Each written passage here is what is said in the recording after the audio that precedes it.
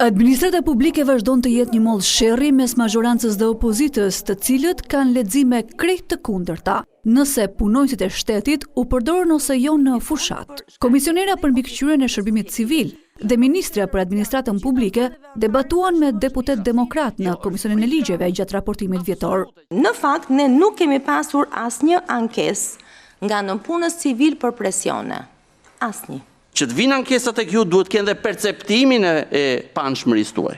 Ka presione që i kanë thonë voto diaspora, tash ne nuk kemi përgjusë ma çdo punonjësi civil që të na thonë. Po kjo është një vulë e zezë që i vendoset punës institucionit tuaj se kjo nuk duhet kishte ndodhur. Ndërkohë që ka ndodhur dhe e thot raporti ose Odirit. Ka ndodhur në mënyrë të përsëritur dhe këtë radhë.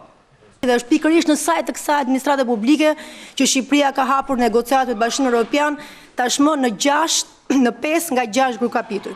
Përveç fushatës, opozitarët kritikuan edhe sjelljen e kryeministrit ndaj stafeve të bashkive. Ndërhyrjen e kryeministrit ku thotë të gjithë administrata e bashkive duhet të dorëhiqet. Të dorëhiqet dhe kjo është një politikë dhe sot e shohim që këta kërkoni të zëvendësoni me ish zyrtar ose zyrtar aktual të Partisë Demokratike. Dorëheqja është një akt vullnetar që në punë si e jep sipas vullnetit të tij. Dëgjon apo nuk dëgjon, e jep apo nuk e jep, është në diskrecionin e tij. Pra ne shqyrtojmë largimet nga shërbimi civil, që pretendojnë që janë në kundërshtim me ligjin. Ato është kompetenca jonë.